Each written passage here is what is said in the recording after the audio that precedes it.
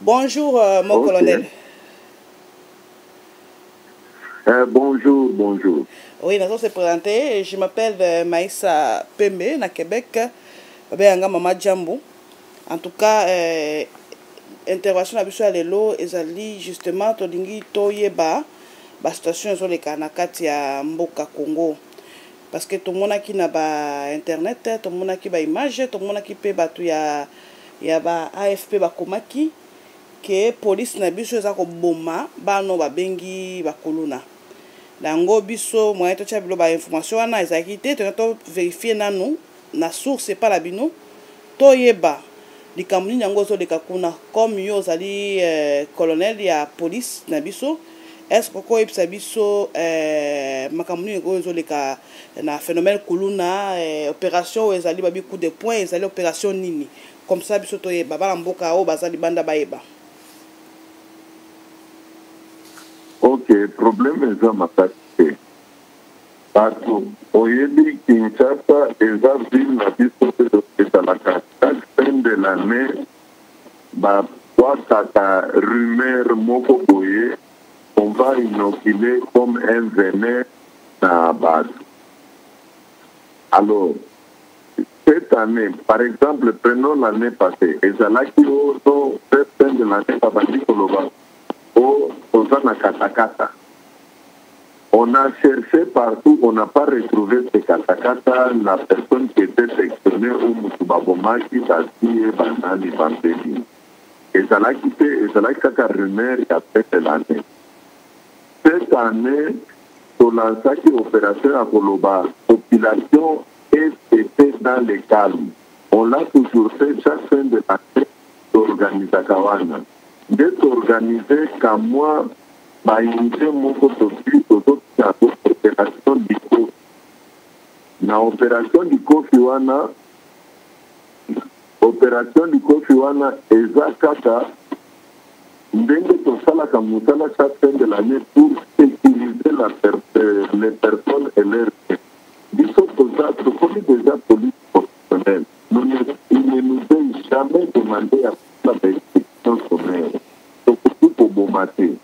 Babandaki kosala soki amoni mwana na ye te ntango tozotrake bakuluna wana balobi oyo babomi ye. Nulle part là on a trouvé un seul corps. Alors, maintenant, awa déjà baprouvé bango le contraire. Brazzaville, Congo Brazza République sœur na biso auti kotilela biso 45 kuluna oyo bakitaki batraversaki. Or les parents disaient déjà que babomi bango. Na ba Congo batangi bambakuluna kosiko oyo bakima Kinshasa. Na bandundu batangi bakuluna oyo bakima Kinshasa. Nous continuons juste à les traquer et nous les remettons à la justice. Chaque fois que nous avons présenté Bango nous présentons Bango dans la presse et puis nous déférons Bango dans la justice. Par exemple, depuis le 15 jusqu'à l'élo, j'ai arrêté 72 Koulouna, des Renault. Natif déjà n'a parqué 60. Jusque-là, j'ai encore dit que nauti kokanga butu ya lelo et nazo présenté bango na presse pas chargé bango puisque nous travaillons en connivence avec les magistrats et de l'auditorat et du parquet civil. Les 10 par exemple, je vais les présenter à la télévision, je vais les présenter devant la presse et les masses médias et que na pourquoi Paolo va sauter na bango il va déjà prêt et basi bango. Vous êtes en train de suivre Nicolo par chambre foraine. On va organiser un jugement en flagrance et délai à Bakuluna. Et pour vraiment décourager, nous nous sommes organisés, et la police et la magistrature, pour les décourager de plus en plus. Nous étions comme et si l'État a attaqué. Les enfants là s'attaquaient à tout le monde, même à des députés, même à des députés. Même certains policiers, ils ont perdu la vie. Bakati policiers le beaucoup, à Kati maman, à violer dans maman. Alors nous avons dit cette fois-ci, on organise juste les rafles et les traques. On les défère juste en prison. Quand partir en prison, par exemple, 20 ans et on maintient 20 ans, ça va décourager les autres. C'est une décourage les autres. Ok, merci beaucoup pas connaître na yoki yo malamu, mais solution mosusu exacte pour bakulu na wana kaka prison. Parce que ce qu'on moni bien bakulu na wana bazali pe ba victime ya système oyo ebanda depuis l'école époque coloniale tilelo. Tozomona ke ezali bana oyo batata na bango basalaka te, ezali bana oyo bamona bango basala moyen te, yango bakei na biloko wana koluna. Est-ce que boza na solution mosusu te ya réencadrer bango kolakisa bango lokwa nde tozalaka na cité des jeunes wana na Lumbashi misala ya maboko mpona bakota mpe na société parce que wana mpe eza mwa main d'œuvre mpona Kongo ekende liboso. Boza na solution mosusu te kaka kokanga babana wana kotia bango na prison. Solution ezali. Nous avons commencé, nous avons fait du 1er jusqu'au 15 novembre. Tobandaki déjà na sensibilisation soloki bana nyonso oyo basesanti bakuna baya base repentir le gouvernement sa 9e promotion ya bana wana tekotaka bango na INPP ya Kinshasa bazolakisa bango maçonnerie, menuiserie, cordonnerie, électricité et puis on le prend facilement, le gouverneur est en train de les replacer. Oyo mosusu qui sont dans les chambres, qui sont dans les vols armés, ils ne veulent pas se repentir. Un criminel pas qui revient toujours dans lieu naïf. Les problèmes d'encadrement, nous avons par exemple le gouvernement a repris avec l'histoire du service national. Et la jeunesse, dernièrement, nous avons recruté dans l'armée. La plupart des jeunes ont eu exploit à l'aide. C'est les jeunes qu'on a recrutés à travers toutes les communes. Il y a dans la police, on est en train d'expliquer, parce qu'il y a cette formation, il y a des salaires élevés. C'est les enfants qui refusent. C'est tout ce qu'il est dans, par exemple, il prend par alcool fortement alcoolisé. On appelle ça ici, Sobenga Kangwa ou Asukunatolo. Azui, par exemple, à longueur de chemin à de la bande, à l'indique sa facilité. Et tout cela qui se fait, aussi, chaque commune, par exemple, nous recrutons des jeunes pour faire la même métier à cantonnier dans Balabal. Et on les paye par semaine. Le Premier ministre s'est investi pour ça. Toujours qu'on a aidé. Et de l'autre, bakomi ba responsable bakomi kosala misala wana aza cantonnier, il a son argent la fin de la semaine oyo batikali eza kaka bato oyo bayokaka. On a passé la sensibilisation. On est en train, malgré les moyens sont minimes, on organise moyens à encadrer Balten wana, mais Balten wana bato boya, c'est les jeunes qu'on arrête, on les amène en prison pour la rééducation. Mais les autres qui se répandent, ceux qui se répandent, qui ne pas fumé, pour faire sa famille au Congo, parce que le Congo est pas gouverneur, parce qu'il y a une échelle, parce qu'il y a une INPT, parce qu'il y a par exemple un service national, où on se recrute même à la commune, comme cantonnier, au commune, là, Toj, Nayo et à jaune, on se paye à la fin de la semaine. Mon colonel Nayoki Nalandi Penza Malamu, ce qui est idéal ezali déjà bozo salango, c'est une bonne chose. Mais tout le monde a payé bakulu na cravate pe bazali. L'Assemblée nationale, misela par exemple ya kobongsa bala ba misusu bazo yiba ba sima, ba misusu bazo yiba bloko bambongo. Est-ce que bakulu na cravate wana o ba osaka misala ya Congo ki le liboso te. Boza pe na mandat ya ko kanga bango ka ndenge opération du Kofi ezali. OK, opération sur du Kofi, est-ce que ezali pona bakulu na cravate? Bon, opération du conflit est dans la phase. Actuellement, nous sommes dans la première phase, d'abord avec les délinquants. Les délinquants qui utilisent la violence, qui volent, qui violent, qui tuent. Nous rétablissons d'abord l'autorité de l'État à travers le terrorisme urbain. Voilà, et ça, terrorisme urbain, nous devons d'abord arrêter avec ça. Si besoin de population et l'équipe va faire dans les calmes.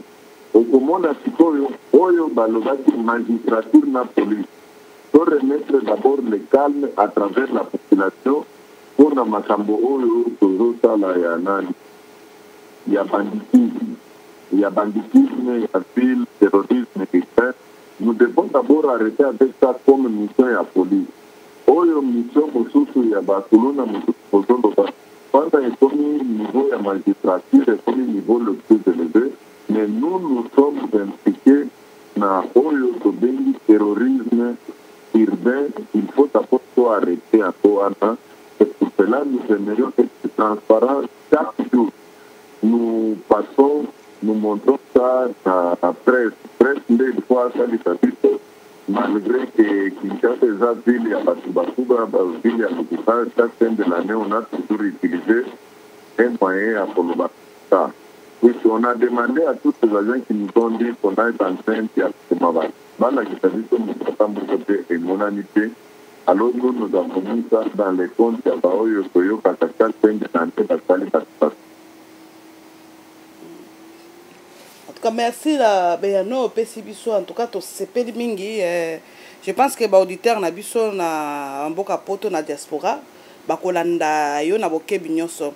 Nena ba soki osala message moko ko lancer na diaspora na biso yo ezali na kati ya poto eloko nini diaspora ko sala pona ata ba phénomène wana kolune sila pona makambo peke de malamu na Congo eloko nini biso to ko sala biso ko to en tant que diaspora. Message moko ko pesa diaspora pour que diaspora yo kayo lelo. Message naza nango ezaka message moko me abande ko na biso yo bazana diaspora kuna na poto bozali eza mboka mopaya epa na bino eza awa kuna na poto bokendeki koluka eza lokola moto amaki likolo ya nzete okomi likolo ya nzete suspandi vous serez obligé ya kokita na te. Alors tozosepela na bandeko na biso nyonso baza kuna baoyo baza na kamwa moyen baya batia loboko na bango na contribution na bango mpona développement ya mboka na biso na ntango bakoya mpona développement ya mboka na biso mutu na mutu moko okoki koya ozata mwa quelque chose na yo ka mwa capital oye osali même micro entreprise awa tu peux prendre 3-4 personnes soki par exemple bandeko na biso ya diaspora baza 1 million moko aye asali ka mwa activité na ye awa na mboka azui batumisa kupamba. Nous avons créé 3 millions d'emplois. Ceux pour créer 3 millions d'emplois, nous allons embaucher ces jeunes et nous allons aussi aider le gouvernement à encadrer ces jeunes. Au lieu que les jeunes basika la loisiveté, au lieu que les jeunes basika na batimi pamba comme la babandi, comme la matanga, à cause de la occupée. Alors, pour d'autres thèmes, la bande de la diaspora, baya pour investir. Nous avons déjà décollé. L'élan est déjà lancé. Il y a décollage, il y a développement en Mboka na biso. Na eba rôle oyo mwasi azo jouer na kati ya makambo nyonso oyo pour le développement ya mboka na kati ya Congo. Est-ce que mwasi penza la femme congolaise a-t-il une place na kati ya mboka na biso parce que to moni basi baza violé na Congo au moni na este wana donc violé les makasi. Est-ce que mibali penza bazo protéger moi na mwasi? Est-ce que mibali ndento ba ki bambinga mibali wana bataka la wana ndere bato bandako banga mibala congolais keba ye penza na mwasi na ko simba te? Est-ce que mibali wana bazaka ndenge wana ou bien moi bolembo ekoti parce que to moni pe ba violé les belé basi baza vraiment très violé na est. Chaque jour viole entre que ça wana to comme sango bazo violer bana mike bazo violer nini. Est-ce que eloko nini bino ba papa rosa la pour la protection ya moi sur azali maman moboti na bino? Vous savez que nani depuis la balobi même dans la Bible il faut qu'une femme trouve le bonheur. On dit toujours derrière un grand homme, il y a une grande femme. Moi, je crois que dicton Nyosowana ezo la kita que pas nabiso. Qui pour l'andaki discours il y a papa chef de l'État devant la population du Congrès. On a revisité beaucoup d'histoires. On a remis la femme vraiment au centre du développement à Congo. Moi, personnellement, et moi, je suis dans le centre de développement parce que moi, je suis maman. mwasi a 3 statuts. Aza épouse, aza mère, aza maman. Na ba 3 statuts ya mwasi wana soki tosaleli ba rôle na bango, vous constaterez que c'est la femme qui a toujours eu un grand cœur. La femme qui porte tout, et la femme, quand elle décide quelque chose, ça nous ramène au développement. C'est ainsi que même les chefs de l'État, toutes les institutions ont décidé, cette fois-ci, de mettre la femme devant afin que nous puissions aller et nous allons voir ce que nous pouvons développer.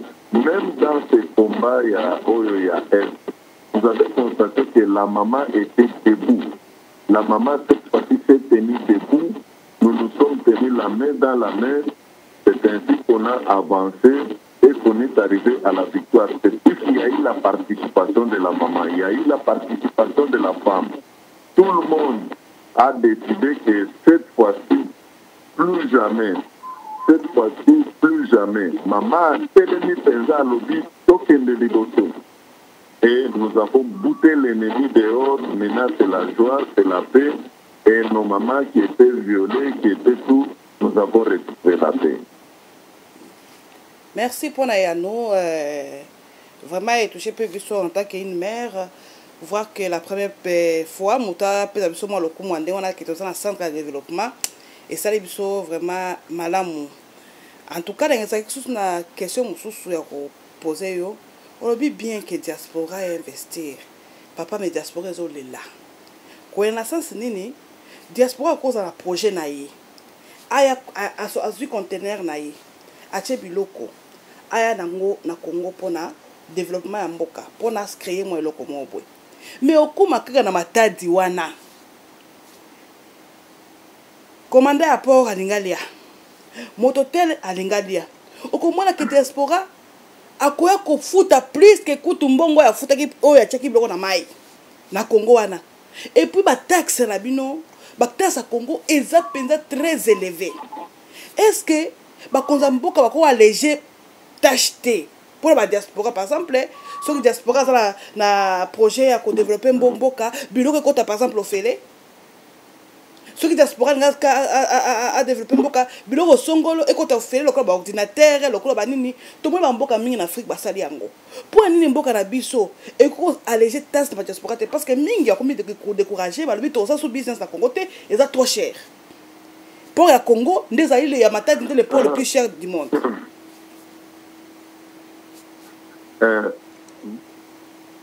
Le problème est aboué. Mais moi, personnellement, ça c'est mon avis personnel, nazo s'inscrire en faux na réalité wana. Pourquoi? Bande qu'on a dit ça dans na poto. Okoki ko za la maison na poto na quelque chose na mbomo na yo. Bande soyo bofuta kana poto. C'est pas pareil comme chez nous. Chez nous, actuellement, on a revisité, nous avons un guichet unique. Baoyo bazo tombe na babiloko wana ni baoyo balingi mayuya. Soki oye na Congo, okei kaka na guichet unique, ofuti mbala moko, ba service nyonso eza na kati. C'est ce qu'on a fait, on a lutté, bati guichet unique. Au FIDA, aux ZAC, ba service nyonso ya port, et se retrouver. Mais soki olingi osala ba manœuvre okei retrouver une personne qui n'est pas appropriée, qui n'est pas attitrée. Eza mabe. Or, ce qui est directement dans le guichet unique à l'État. Il y a par exemple les véhicules utilitaires, par tracteur, banini pour le développement, par foutu sakate. C'est moins le prix. Actuellement, nous avons un principe. Oye na mutuka oyo esali déjà 10 ans baki basalevi. Awa sote koti. Banya fulio penza prix c'est pour décourager. Puisque par exemple, nous avons les bisons et Zobo Mabat. Ils donnent la mort. On ne peut pas accepter continuer Kokota. Mais si vous avez un véhicule, une voiture neuve, et Kokota, vous allez sentir le coût ne sera pas très grand. Tandis qu'on a dit que Batika, Oyo, Bazo, Yoka, Yabarime, Yakolobato, Zoye, Parabito, Oya, Fotenga, Bongo. Nous sommes organisés puisque nous avons besoin d'investisseurs. Investisseurs, si vous allez dans la voie légale, c'est guichet unique. Vous payez une seule fois tous les services. mais ce qui on lingi okende par voie de manœuvre babendioa nde baninga na biso oyo bazokonnaître baproblème. Par contre mama vérifie ndenge boza kuna bataxe oyo bofutaka bozofuta par exemple taxe oyo ya baimmobilier ya bandako ya banini awa epa na biso soki otongi otoyoka butu leta apotoli ye taxe mpona taxe na poto bazobotola bino na bandako balobi ofutaki taxe pendant autant d'années. Ici, quand je construis, je ne paye pas les parkings chez moi. J'ai mes véhicules qui sont dans les parkings chez moi. Et vous, vous devez payer même des parkings. Vous circulez, vous vous arrêtez en ville, vous entrez au marché, vous payez même les parkings. Vous ne pouvez pas condamner toutes ces taxes, tout ce que vous êtes en train de vivre là-bas. Or, cet argent que vous trouvez là-bas, si vous investissez dans votre pays, c'est pour qu'il y en a avant. Donc, avant, vraiment, et nous allons développer le Congo plus que tout le monde. Ils vont nous envier, ils vont recommencer à revenir ici. Okay.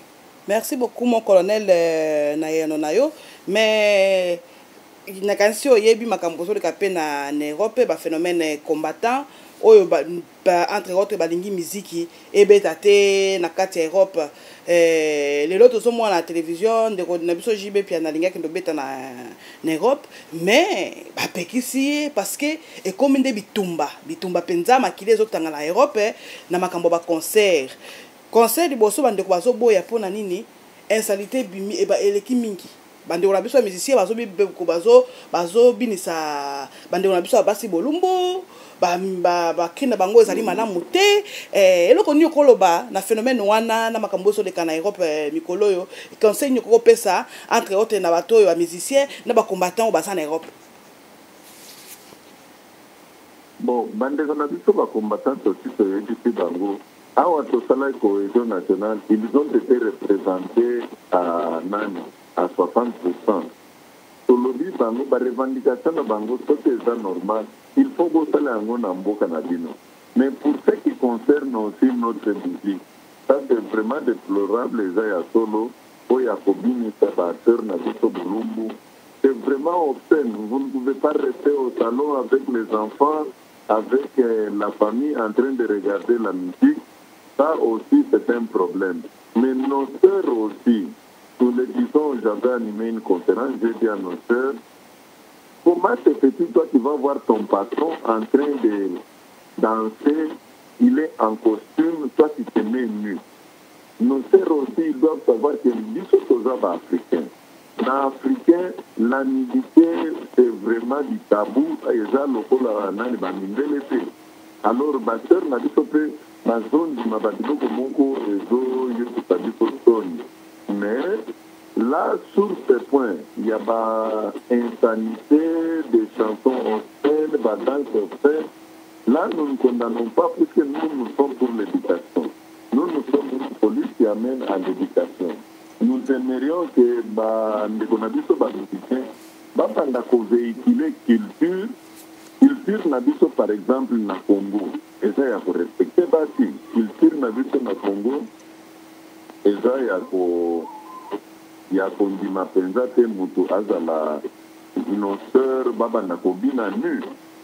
Ce n'est pas notre culture. La culture nabiso, on cache la nudité, on doit être là. Or, notre culture, si nous devons la revaloriser, nous ne devons pas accepter choses à la acculturer. Comme c'est comme acculturation. Nous ne devons pas favoriser l'acculturation. Nous acceptons par contre de véhiculer le message de la culture, nous devons respecter. Par exemple, les danses folkloriques. Vous sentez que nous maintenons la culture, nous maintenons réellement, nous cachons la nudité.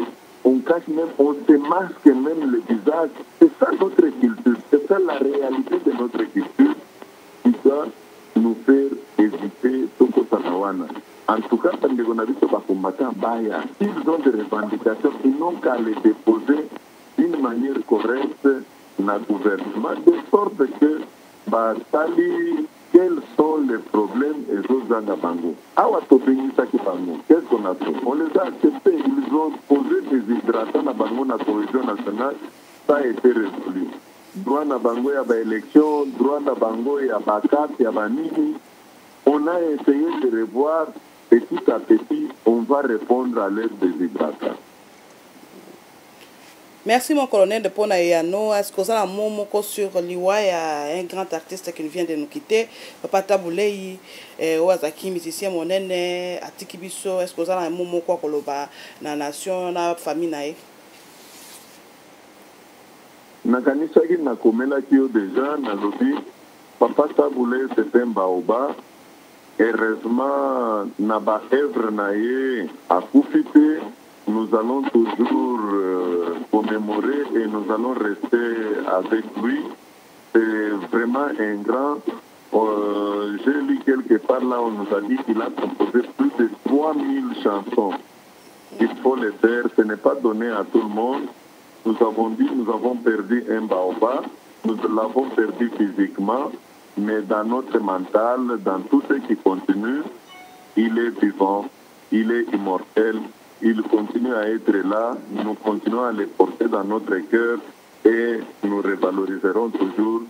C'est le père, il est quelque part parmi les pères de la musique congolaise.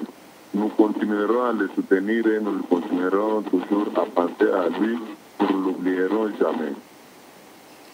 Merci mon colonel, tu as commis presque une émission et intervention à Tongwa Lelo. C'est ce qu'on a à mot de la fin. Il y a quoi bisa auditeur na biso ba kolanda biso. OK, to s'appelle merci. Auditeur na biso ba yeba awa na mboka chaque fin de l'année batu balobaka lukuta, on lance toujours les rumeurs. Il ne faudrait pas se fier à la rumeur. Nous sommes là, bazonga, baya na mboka na biso. Actuellement, mboka na biso, nous allons vers le développement. Nous sommes en chantier. Vous allez constater qu'il n'y a pas tellement de décalage dans les. Par contre, kuna bofandi, boluki, yaka otonge panabino. Yaka aussi à moi, société na yo et panabito. Yaka o contribuer na développement, il ne faudrait pas osa la retard. Yaka nous préférons au son d'indako awa na mboka na yo, otongi na mboka na yo, o ya bapote kozala mikolo mibale misatu babotoli ndako o na pas payer de taxes o sali boy na mboka na yo ndako na yo eza ndako na yo boyebi réalité ya yo epa na biso. Il fait beau vivre actuellement na mboka na biso. Baya investir bazonga na mboka na biso bakosepela to décoller ensemble tosala liboso. Eza mboka ya mutu moko te, eza mboka ya biso nyonso tokende en avant to développer mboka. Merci mon colonel, l'interview qui toko pesi biso bandeko balandi ya www.jambonewschannel.com bolandi ya wabino mama jambo oyo ayambaki mon colonel Guilin mon conseiller ya police nationale apesi biso éclaircissement na phénomène coup de poing oyo biso to monaki balobi babomi kwa kuluna mais bokolanda ye moko ndenga apesi bino beyano pe éclaircissement ba image zoya comme le parade des ali mon colonel a bien représenté ba kuluna to mona biso nyoso nzamba pambola bino bonne journée.